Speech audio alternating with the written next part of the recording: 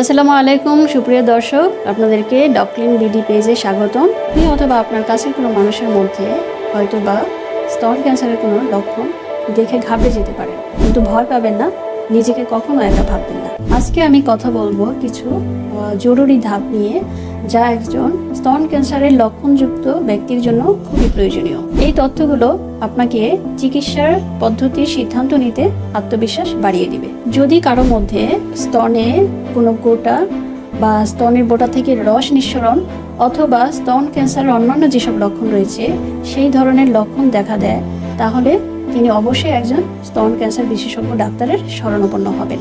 Doctor প্রথমে তার রোগের লক্ষণগুলো সম্পর্কে জানবেন এবং স্তন ক্যান্সারের অন্যান্য কোনো লক্ষণ রয়েছে কিনা সে ব্যাপারে তথ্য নেবেন। আক্রান্ত ব্যক্তির পরিবারে এই ধরনের কোনো রোগী রয়েছে কিনা সে ব্যাপারে জানবেন এবং শরীরের স্তন ক্যান্সারের যেসব রিস্ক ফ্যাক্টরগুলো রয়েছে সেগুলো সেই ব্যক্তির রয়েছে কিনা সে ব্যাপারে তথ্য নেবেন। এছাড়া স্তন ক্যান্সার স্তনের বাইরে শরীরে অন্যান্য কোথাও ছড়িয়ে পড়েছে কিনা বা সেই ধরনের কোনো লক্ষণ রয়েছে কিনা সে ব্যাপারেও তথ্য নেবেন। অতঃপর ডাক্তার রোগীকে পরীক্ষা করে দেখবেন যে তার মধ্যে যে লক্ষণগুলো রয়েছে সেগুলো আসলে ক্যান্সারের লক্ষণ কিনা। প্রথমে স্তন পরীক্ষা করবেন, এরপরে বগলের নিচে পরীক্ষা করবেন যে বগলের নিচে ক্যান্সার ছড়িয়ে পড়েছে কিনা, এবং শরীরের অন্যান্য সিস্টেমও পরীক্ষা করে দেখবেন যে স্তন ক্যান্সারের কোনো লক্ষণ যদি অন্যান্য জায়গায় ছড়িয়ে পড়ে সেই ধরনের কোনো লক্ষণ অন্যান্য সিস্টেমের মধ্যে আছে কিনা। অতঃপর কিছু পরীক্ষা নিরীক্ষার প্রয়োজন রয়েছে। সেই পরীক্ষাগুলো হচ্ছে ম্যামোগ্রাম, আল্ট্রাসোনোগ্রাম, এমআরআই। এই পরীক্ষাগুলোর মাধ্যমে আমরা ধারণা পেতে পারি যে স্তনে যে লক্ষণগুলো ছিল সেগুলো আসলে ক্যান্সারের সাথে যায় কিনা। তো এরপরে আমাদের কিন্তু নিশ্চিত হওয়া জরুরি যে স্তনে ক্যান্সারের কোনো জীবাণু রয়েছে কিনা। সেই নিশ্চিতকরণের জন্য আমাদের যে পরীক্ষাটা দরকার সেটা হচ্ছে বায়োপসি। স্তন ক্যান্সার পরীক্ষার জন্য যে বায়োপসি সাধারণত করা হয় সেটা হচ্ছে কোর বায়োপসি। কোর বায়োপসির মাধ্যমে আমরা নিশ্চিত হব যে ক্যান্সার আছে কিনা এবং ক্যান্সারটা কী ধরনের ক্যান্সার। এছাড়া স্তন ক্যান্সার বগলের নিচে ছড়িয়ে পড়েছে কিনা সেটা জানার জন্য আমরা পূর্বের যে পরীক্ষাগুলো ম্যামোগ্রাম, এমআরআই, আল্ট্রাসোনোগ্রাম সেখান থেকে ধারণা পেতে পারি।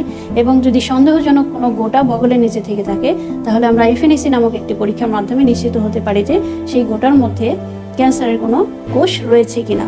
আরও একটি পরীক্ষা রয়েছে রিসিপ্টর স্ট্যাটাস পরীক্ষা। অনেকে এই পরীক্ষাটি অ্যাভয়েড করে চলে যায় এবং খরচের কারণে করতে চায় না, কিন্তু চিকিৎসা পদ্ধতির জন্য বা চিকিৎসা সম্পন্ন করার জন্য এই পরীক্ষাটা কিন্তু জরুরি। অর্থাৎ ইস্ট্রোজেন, প্রজেস্টেরন, রিসিপ্টর স্ট্যাটাস এবং হার্ট টু স্ট্যাটাস। এছাড়া আরও কিছু পরীক্ষা রয়েছে যেমন CT scan, chest X-ray, ultrasonogram, abdomen, bone scan. তো আমরা যদি জানতে চাই যে রোগটি শরীরের অন্যান্য জায়গায় ছড়িয়ে পড়েছে কিনা তাহলে আমাদের এই পরীক্ষাগুলো জরুরি।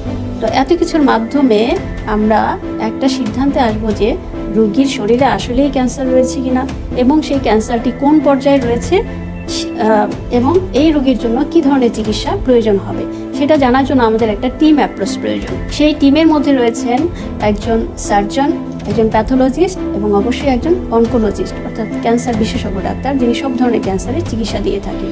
তো এই তিনজনের একটা টিম অ্যাপ্রোচের মাধ্যমে আমরা আক্রান্ত ব্যক্তির চিকিৎসার পদ্ধতিটি নির্ণয় করব। চিকিৎসা পদ্ধতি কি কি রয়েছে? প্রথমত সার্জারি, এরপর radiotherapy, chemotherapy, hormone therapy, immunotherapy, targeted therapy. সব রোগের সব ধরনের চিকিৎসার প্রয়োজন হয় না। রোগের ধরন অর্থাৎ ক্যান্সারের ধরন এবং রোগটি কোন পর্যায়ে রয়েছে, কোন স্টেজে রয়েছে সেটার উপর নির্ভর করে রোগীর কী ধরনের চিকিৎসা পদ্ধতি প্রয়োজন।